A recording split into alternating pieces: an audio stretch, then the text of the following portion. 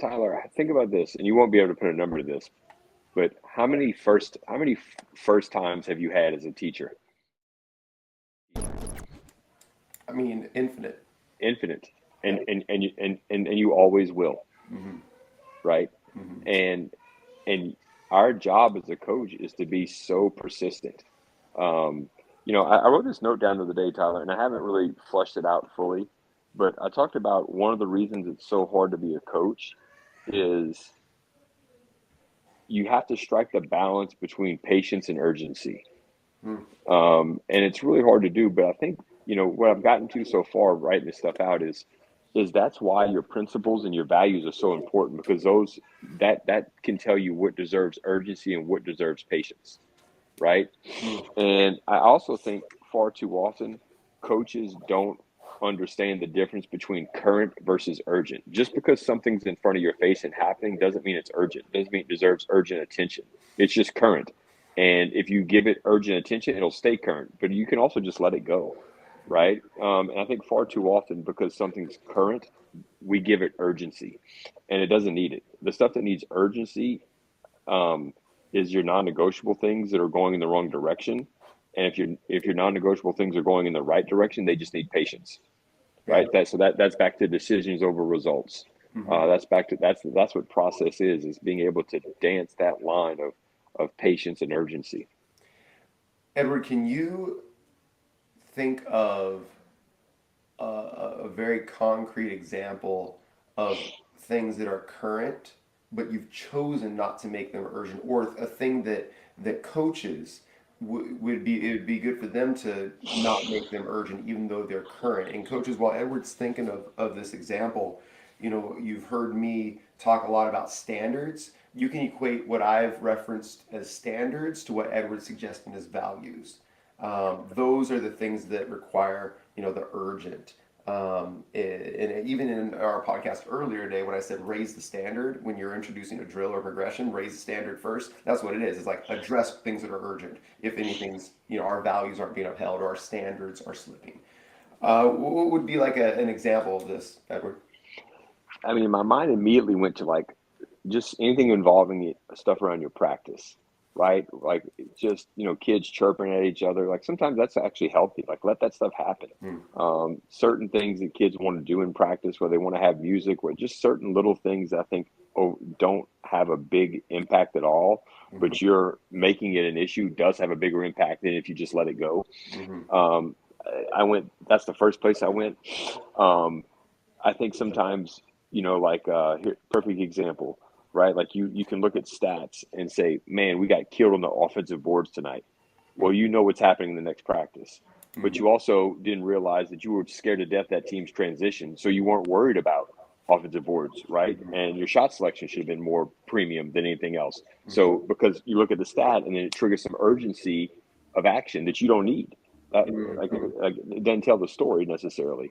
I think numbers can create some urgency. I think numbers are liars a lot of times. I know that people think that they aren't, but they don't tell the story. Like the numbers are the numbers. Yeah, we got 4 offensive rebounds. That is the number, Hmm. but that doesn't tell you why you got 4 offensive rebounds. And Hmm. that's what you need to worry about. So your urgency needs to be towards what produced the numbers. The numbers don't mean anything. Yeah. Okay, let me triple down on that with a very concrete example.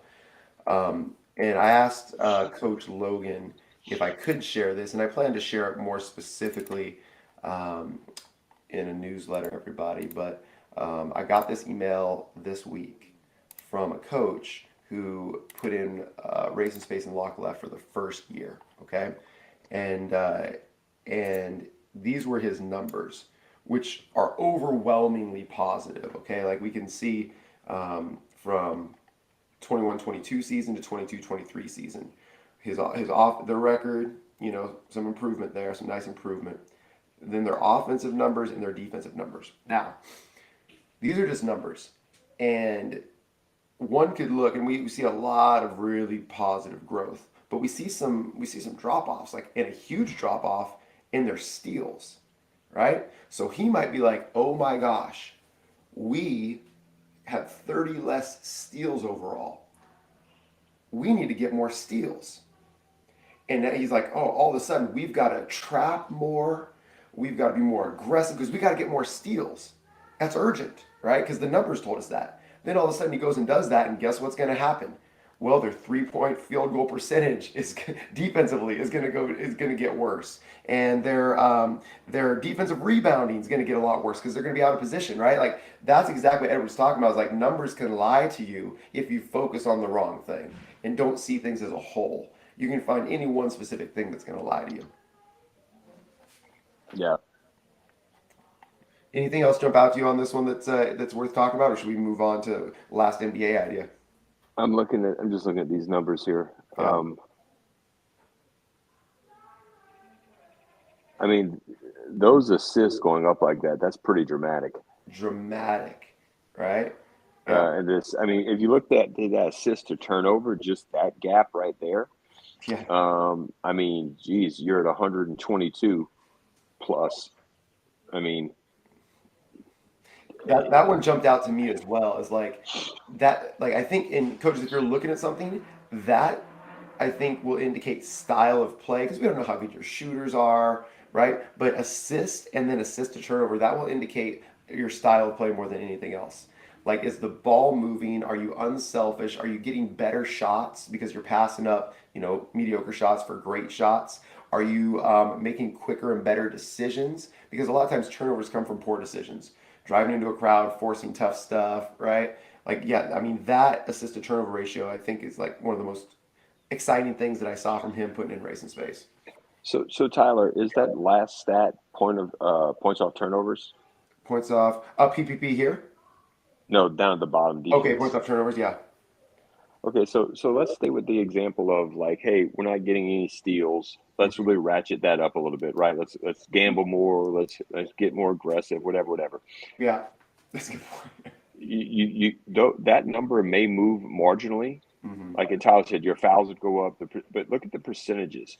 So that tells you you're not getting more steals. And if you want to focus on that, fine. But what I look at as a composite here is all their percentages are down, and you're still turning them over more because you're converting more, Because you're right? converting more. Yeah, they're So conversions. They were getting better steals. right. So what does a steal mean? A steal doesn't mean anything if you can't do something with it. Yeah. So the whole point is to get the ball back in your hands and do something with it with an advantage. And you're doing that. It's just you're doing it without the risk of a foul coming because most steals at best are a 50-50 call unless it's in a lane that's jumped from a defensive assist. Hmm. But like I would see that and actually be happy, totally fine with it. Yeah. No, I didn't notice that before. That's a great eye. I didn't even hone in on that. And I mean, that's why I love sharing this stuff with you.